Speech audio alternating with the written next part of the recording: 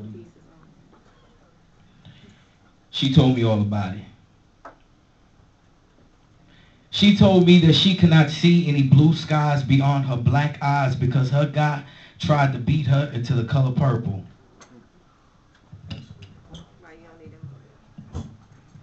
She told me all about it. She told me that she could not see any blue skies beyond her black eyes because her guy tried to beat her into the color purple, thus flipping her into the perpetual circle of violence because the dick was always good during that honeymoon stage, yet trying to steer clear of his Geminiacal ways of havoc. Because one second he's happy, then the next second it's tragic, and that's what she became. Tragically second to the madness that came straight through the living room one day like a train on full speed, beating the bitch out of her, bleeding her soul through her nostrils until that whole kitchen floor turned red, feeling deceived and believing those words that he said week after week it would not happen again, but it did. And she told me all about it. She told me that she was too afraid of living because she was so afraid of dying, trying to survive a state of great depression by adding on her pride in hopes that would divide her thoughts of suicide. So she compromised and decided to confide in her God that she had died inside. All because that last time, before the last time, he raised his fist, he promised to beat the life out of her, and he did. Because though he's no lab tech, no phlebotomist, he drew blood of that of their unborn kid. Now all praise to him, she's laid in a hospital bed, wishing she was dead 2 inches from the tomb in her womb, now lifeless like the cemetery she's soon to visit. It kind of reminds me of last Christmas. A situational mishap that happened so fast, had I blinked I could have missed it. But when I asked about the fist and handprints from his inflictions, her response was to dismiss it and label it an isolated incident. With some shit like, knowledge, you know he be tripping.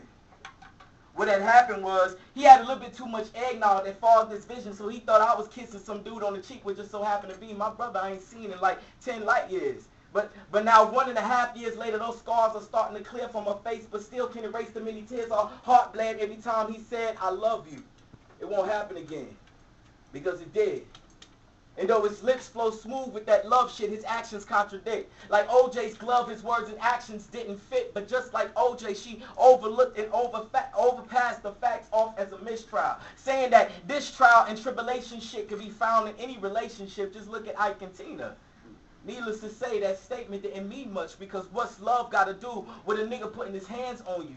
Not a goddamn thing. Then she started saying knowledge, it wasn't always this way. She told me that they once shared a love that could be seen by the eyes of Stevie Wonder. Now wondering why their ribbons in the sky are replaced by rubber bands on thunder. Now wondering why at one time they would smoke each other's hearts for natural highs that have now plundered. Because now when he comes down on her, the strikings are like lightning, even no time to stop, stare, think, or wonder how long is her fall into winter before she springs into the summer.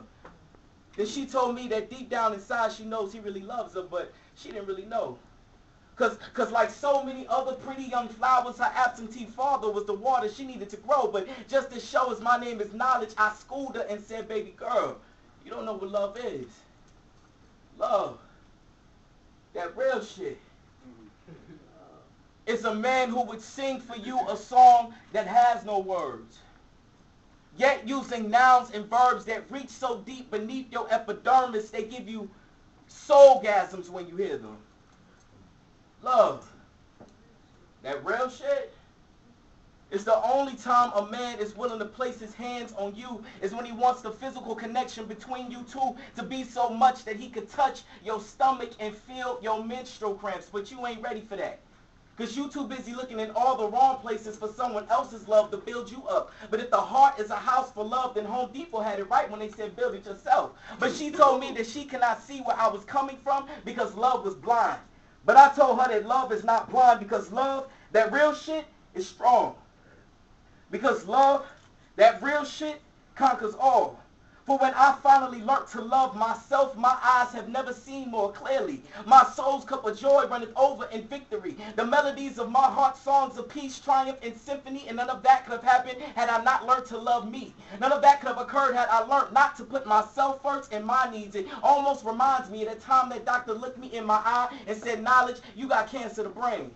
And just like you had died inside, I'm sure the situation you facing can feel my pain, because them brain tumors ain't shit to fuck with. Just ask me, I know what I'm talking about. Right. And those dark clouds started to overshadow my yea, though I walked through that valley so long and narrow, I believe that God's eye can never leave the sparrow. I stayed strong, emulated a soldier, understanding that the strong die once and cowards 1,000 times over. But she told me that she couldn't fight.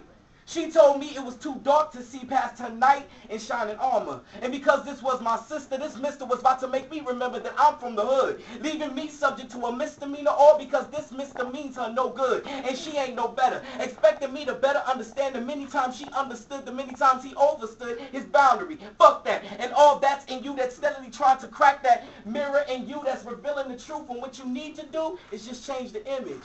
And she told me all about it. She told me about the last time and the last time and the last time and the last time and the last time and the last time and the last time before the last time. But this time, she couldn't quite tell me about. This time, she couldn't quite get it out, because this time, she was breathing so hard because she was trying to catch her breath, because she was chasing her time that ran out. Thank you.